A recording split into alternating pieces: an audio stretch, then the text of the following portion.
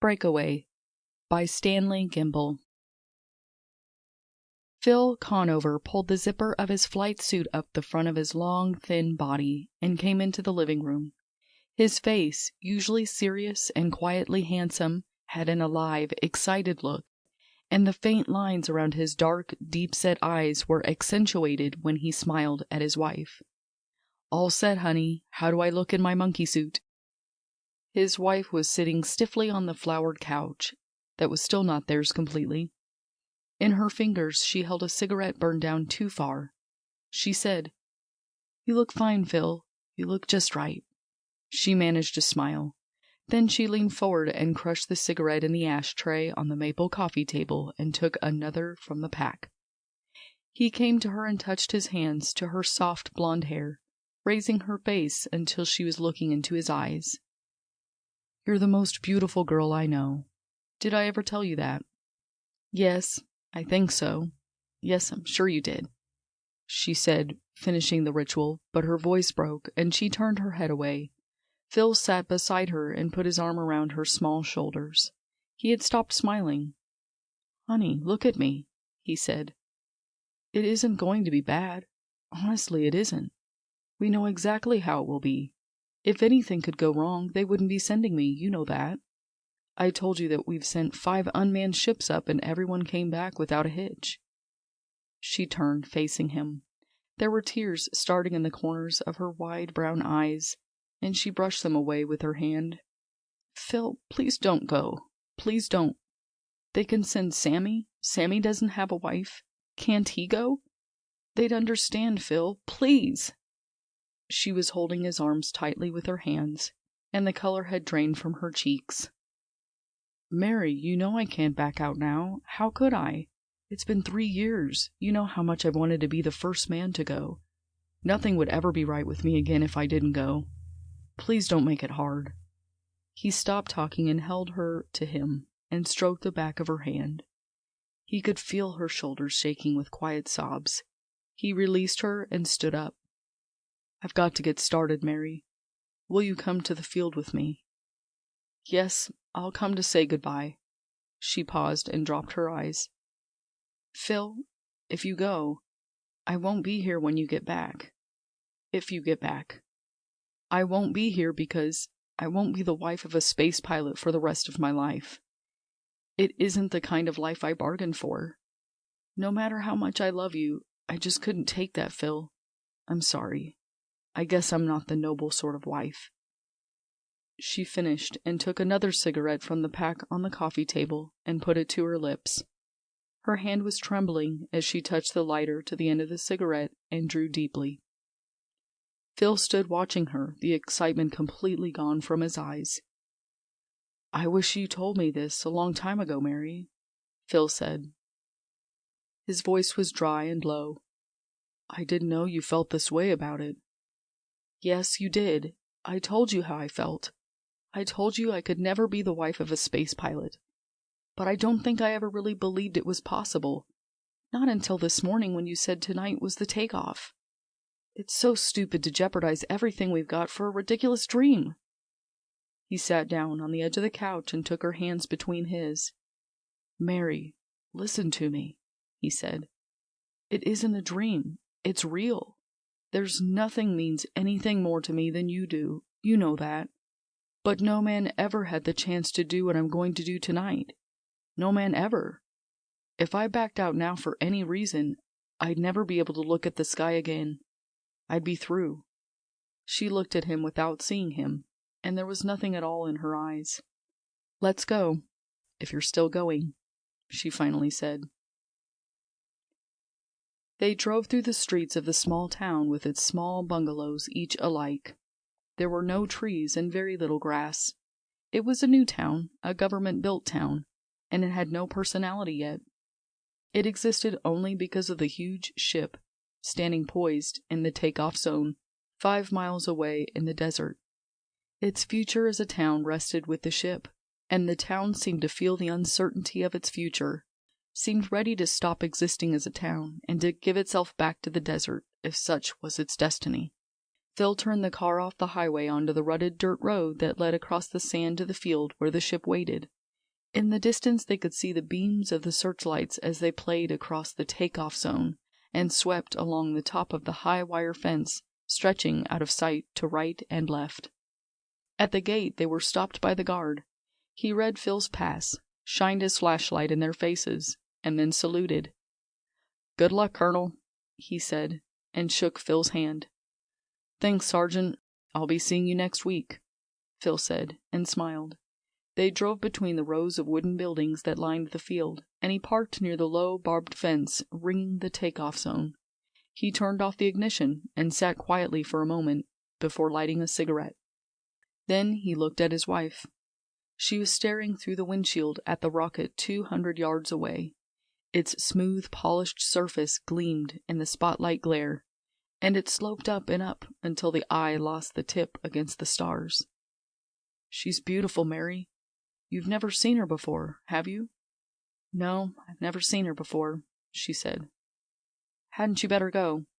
Her voice was strained, and she held her hands close tightly in her lap. "Please go now, Phil," she said.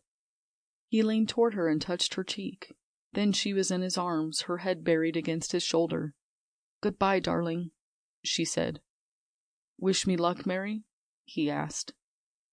"Yes. Good luck, Phil," she said. He opened the car door and got out. The noise of men and machines scurrying around the ship broke the spell of the rocket, waiting silently for flight. "Mary, he began, and then turned and strode toward the administration building without looking back. Inside the building, it was like a locker room before the big game. The tension stood alone, and each man had the same happy, excited look that Phil had worn earlier. When he came into the room, the noise and bustle stopped.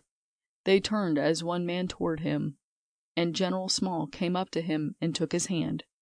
"Hello, Phil. We were beginning to think you weren't coming. You all set, son?" "Yes, sir. I'm all set, I guess," Phil said. "I'd like you to meet the Secretary of Defense, Phil. He's over here by the radar." As they crossed the room, familiar faces smiled, and each man shook his hand or touched his arm. He saw Sammy, alone, by the coffee urn. Sammy waved to him, but he didn't smile. Phil wanted to talk to him, to say something. But there was nothing to be said now. Sammy's turn would come later. "Mr. Secretary," the general said, "this is Colonel Conover. He'll be the first man in history to see the other side of the moon. Colonel, the Secretary of Defense." "How do you do, sir? I'm very proud to meet you," Phil said. "On the contrary, Colonel, I'm very proud to meet you. I've been looking at that ship out there and wondering. I almost wish I were a young man again. I'd like to be going. It's a thrilling thought. Man's first adventure into the universe. You're lighting a new dawn of history, Colonel. It's a privilege few men have ever had. And those who have had it didn't realize it at the time. Good luck, and God be with you." "Thank you, sir. I'm aware of all you say. It frightens me a little." The general took Phil's arm, and they walked to the briefing room. There were chairs set up for the scientists and Air Force officers directly connected with the takeoff. They were seated now in a semicircle in front of a huge chart of the solar system. Phil took his seat, and the last-minute briefing began. It was a routine he knew by heart. He had gone over and over it 1,000 times, and he only half listened now. He kept thinking of Mary outside, alone by the fence. The voice of the briefing officer was a dull hum in his ears. "And orbit at 18,000 miles per hour. You will then accelerate for the breakaway to 24,900 miles per hour for 5 minutes, and then free coast for 116 hours until—" Phil asked a few questions about weather and solar conditions. And then the session was done. They rose and looked at each other, the same unanswered questions on each man's face. There were forced smiles and handshakes. They were ready now. "Phil," the general said, and took him aside. "Sir?" "Phil, you feel all right, don't you, son?" "Yes, sir, I feel fine. Why?" "Phil, I've spent nearly every day with you for 3 years. I know you better than I know myself in many ways. And I've studied the psychologist's reports on you carefully. Maybe it's just nervousness, Phil, but I think there's something wrong. Is there?" No, sir, there's nothing wrong, Phil said, but his voice didn't carry conviction. He reached for a cigarette. Phil, if there is anything at all, you know what it might mean. You've got to be the best mental and physical condition of your life tonight. You know better than any man here what that means to our success. I think there is something more than just natural apprehension wrong with you. Want to tell me? Outside, the takeoff zone crawled with men and machines at the base of the rocket. For 10 hours, the final checkouts had been in progress, and now the men were checking again on their own time. The thing they had worked toward for 6 years was ready to happen, and each one felt that he was sending just a little bit of himself into the sky. Beyond the ring of lights and moving men, on the edge of the field, Mary stood. Her hands moved slowly over the top of the fence, twisting the barbs of wire, but her eyes were on the ship. And then they were ready. A small group of excited men came out from the administration building and moved forward. The checkout crews climbed into their machines and drove back outside the takeoff zone. And alone, one man climbed the steel ladder up the side of the rocket, 90 feet into the air. At the top, he waved to the men on the ground, and then disappeared through a small port. Mary waved to him. "Goodbye," she said to herself, but the words stuck tight in her throat. The small group at the base of the ship turned and walked back to the fence. And for an eternity the great ship stood alone, waiting. Then, from deep inside, a rumble came, increasing in volume to a gigantic roar that shook the earth and tore at the ears. Slowly, the first manned rocket to the moon lifted up and up to the sky. For a long time after the rocket had become a tiny speck of light in the heavens, she stood holding her face in her hands and crying softly to herself. And then she felt the touch of a hand on her arm. She turned. "Phil! Oh, Phil!" She held tightly to him and repeated his name over and over. "They wouldn't let me go, Mary," he said finally. "The general would not let me go." She looked at him. His face was drawn tight, and there were tears on his cheeks. "Thank God," she said. "It doesn't matter, darling. The only thing that matters is you didn't go." "You're right, Mary," he said. His voice was low, so low she could hardly hear him. "It doesn't matter. Nothing matters now." He stood with his hands at his sides, watching her, and then turned away and walked toward the car. The end. End of Breakaway by Stanley Gimble.